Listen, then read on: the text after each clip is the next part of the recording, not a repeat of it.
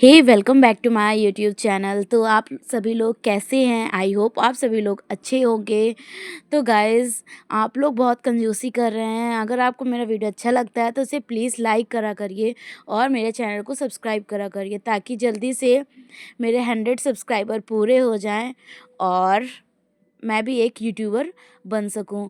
तो आज मैं जा रही थी अपनी बुआ के घर और मेरी बुआ के घर जो थी वो मेरे दीदी की शादी थी, इसीलिए मैं अपनी फैमिली के साथ जा रही थी बुआ के घर। और रास्ते में मैंने खाई बिरयानी और ये काजू कतली। फिर उसके बाद हम लोगों ने पी ढाबे पर चाय और ढाबे पर चाय पीने के साथ फिर हम लोग निकल लिए अपनी बुआ के यहाँ जाने के लिए।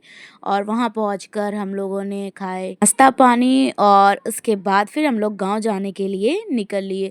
और हम लोग गांव पहुँच चुके थे और आप देख सकते हैं कि ये मेरा गांव कैसा है और कितना ज़्यादा मज़ा आ रहा है। आज मुझे बहुत दिनों बाद मैं अपने गांव आई थी और यानी कि 4 इयर्स बाद मैं अपने गांव आई थी और मुझे बहुत ही ज़्यादा अच्छा लग रहा था।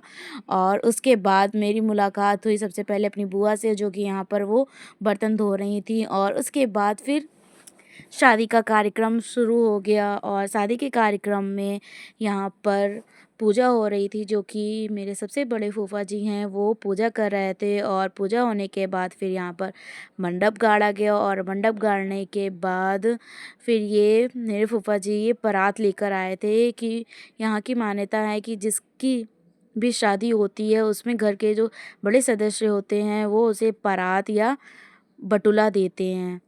तो यानी कि हमारे टाइम में तो यहाँ शहर में कुकर दिया जाता है, वहाँ बटुला दिया जाता था। और उसके बाद फिर मैं ये अनोखी कोठरी में पहुँच गई, जो कि ये बहुत सालों से बंद पड़ी है।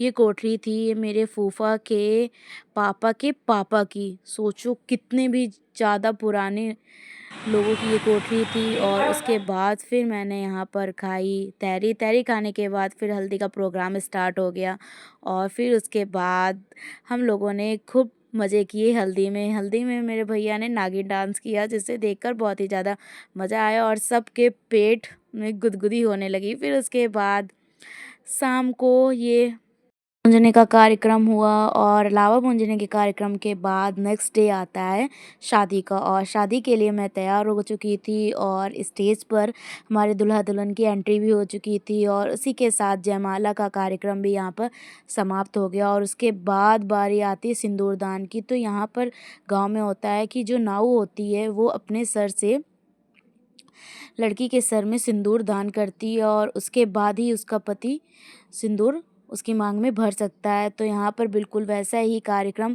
संपन्न हुआ और इस कार्यक्रम के संपन्न होने के बाद बारी आती है बिछिया दबाई की।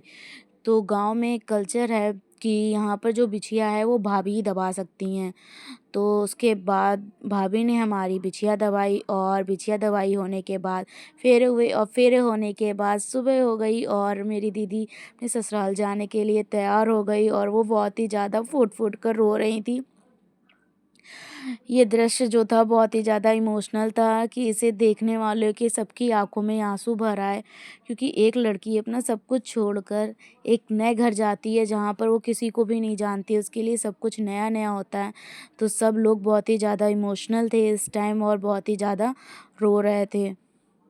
तो दीदी की शादी के साथ साथ ही हमारा ये व्लॉग भी यहीं पर ख़त्म होता है और मेरी दीदी की विदाई कुछ इस तरह हुई। शादी का कार्यक्रम यहीं पर ख़त्म हो गया और इसी के साथ साथ मेरा वीडियो भी यहीं पर एंड होता है। अगर आपको मेरा वीडियो अच्छा लगा हो तो इसे प्लीज़ लाइक करिएगा, मेरे चैनल को सब्सक्राइब करिएगा। मिलते हैं नेक्स्ट व्लॉग में।